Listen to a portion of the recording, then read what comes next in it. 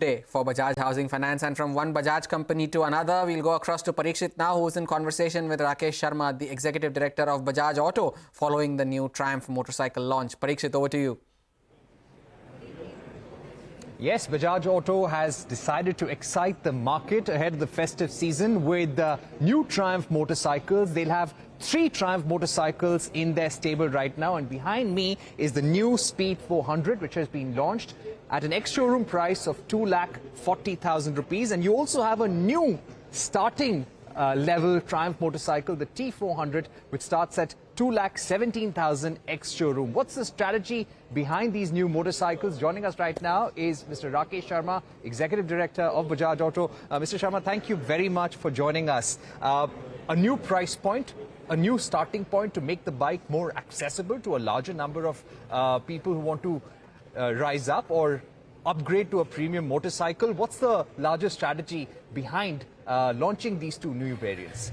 Well, yes, Parikshit, the whole purpose of the Bajaj and Triumph combined was to bring the modern classic category into India and excite the people who love the classic style. Modern classic combines the timeless styling of a classic with cutting-edge performance. If you look at the last 5 years data, you will see that the classic segment, including the leaders in, and the new entrants, has actually shrunk a little bit. And that signals to us that somewhere limits of the previous propositions are being reached. And the customer is looking for something more. And that something more is performance combined with the timeless styling. And it's been about a year, just over a year, since we launched the first 2 bikes. And today we have landed a double punch, where we have further expanded the portfolio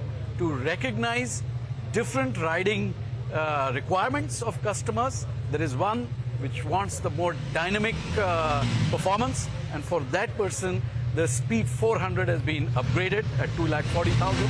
And the more easy rider one, more low-end torque, people who are wanting to, for the riding experience to be more manageable. And that is the Speed T4 at a price of 2,17,000. Right, and you can hear auto enthusiasts and reviewers revving up the motorcycles to test them over here.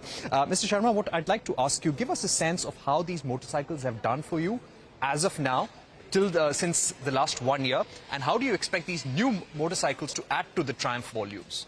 Well, you know, till date, in about 15 months' time, we've sold about 60,000 of these bikes, which is, you know, the Scrambler and the Speed, out of which I think about 30,000, 32,000 have been exported to over 50 countries.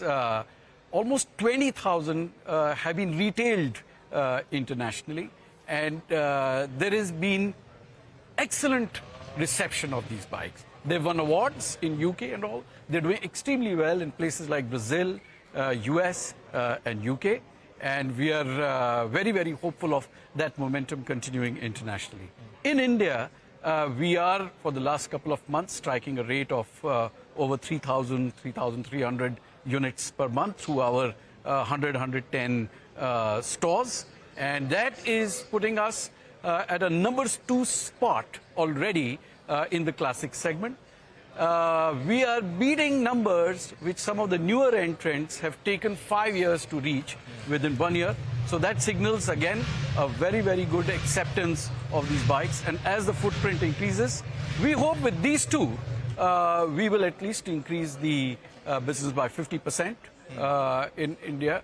And we are looking forward to you know, it's very timely. We're looking forward to a promising start next month onwards. Okay, so how much of a share do you have in premium motorcycles right now, especially in the 350cc plus segment, and how do you expect to grow the pie by the end of this fiscal? Well, Parikshit, it's very difficult to talk about shares, and we rather look at, you know, the absolute numbers. And the reason for that is that we are taking a graduated approach to expanding the footprint. We are not compromising on the retail experience. And for that reason, it's a calibrated opening of the network. So therefore, if you visit the Triumph showrooms, you will see they're absolutely best in class across the two-wheeler category, and they compare with some of the best internationally too. This is a long-term throw, and we are focusing on building the business in those areas. And some of those cities where we've been around for 1 year, with these limited showrooms also, we are striking market shares of upwards of 10 to 15%. Right. How do you expect to increase the production capacity for the Triumph? The rollout of these bikes will begin this month itself. So what's going to be the increase in capacity that you're looking at now? Well, our capacity at Chakan 2 for Triumph is at about 10,000 units. And it's very easy to increase that capacity. We will be looking at how the sales build up. The great thing is that as we progress in October and then onwards in January and February, this is the natural low season internationally, because most of the developed markets, whether it's US, Europe, etc., go into the winter months, and therefore the requirement reduces. And this is precisely the time when the domestic requirement will move up. It will give us some good couple of months to assess what kind of capacity increase we need to do beyond 10,000 units in the next couple of months. Okay, I'd like to shift focus to the PM e-Drive scheme. The uncertainty for the auto industry came to an end last week with the government announcing the PM e-Drive scheme. How does this help the electric two-wheeler segment, and how much of an incentive do you get per scooter? Well, Parikshit, foremost, like you mentioned as well, the most important thing for an OE like ours is not the quantum of support in itself, but it's the certitude of the policy. And therefore, this announcement of the policy for 2 years is a very, very welcome sign. It signals something very important. It signals that the government is solidly behind enabling this transition from ICE to electric, at least when it comes to two-wheelers and three-wheelers. So the certitude, the stance of the government is very, very welcome. It encourages us to make investments in manufacturing, investments in expansion of the product portfolio. And this speaks very well for us, because as this transition is set into motion in many parts of the world, an absolutely new segment is getting created. And with a strong domestic performance, the development of the capability of electric in the domestic business, we can aspire for leadership at a global level. We of course have to compete with the very strong brands coming out of China, but with this acceleration, I think we should be able to have a global play. As far as the incentives are concerned, I think there is some back of the envelope suggests that there is continuity in what was being done in EMPS, but we are waiting for the exact circulars to come out. Right. Now, this scheme is now going to be for a 2-year period only. How are you preparing for a scenario after 2 years?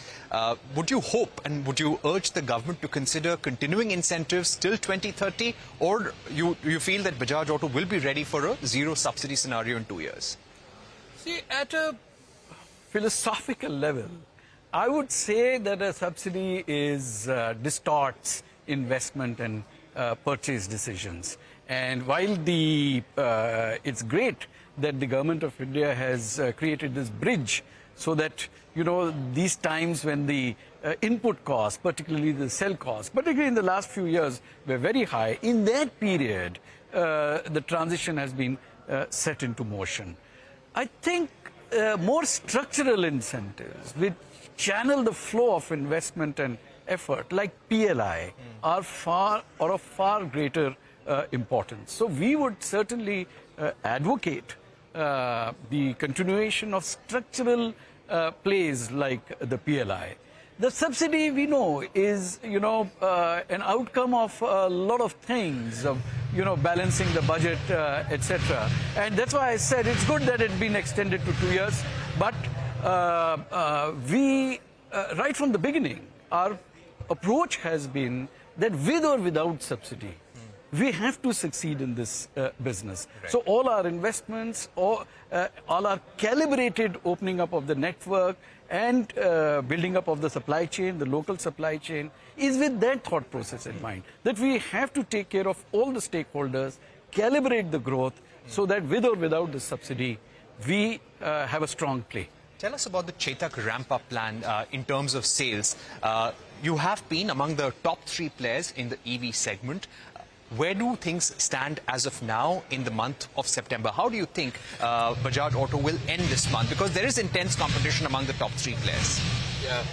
So I think we've been clipping away at a rate of 15 to 20,000 units Chetaks per month, last couple of months. But I think this month we should comfortably cross 20,000. I don't know where exactly the needle will stop. But it puts us in a good number 2, number 3, kind of a strong number 3, or even a number 2 position. We will know at the end of September. But the key point is that in March or April, we were at about 7,000 units. And now we are at, pushing more towards 25,000 units. So that's a remarkable trajectory. And I hope that will continue. Right. So you're saying you're looking to dispatch over 20,000 vehicles this month. By the end of FY25, how many vehicles do you expect to dispatch in the Chetak segment? So our capacity right now is 25, which is being 25,000 units per month, which is now being expanded to 30. I think there is very good traction for some of our new products, the Chetak 2901. We have expanded the footprint. The Chetak is now available in 2,900 stores as we speak, small and big, which include exclusive Chetak stores and some of the sub-dealers. When I put it all together, it is going to be in about 2,900 stores. This can be further built up.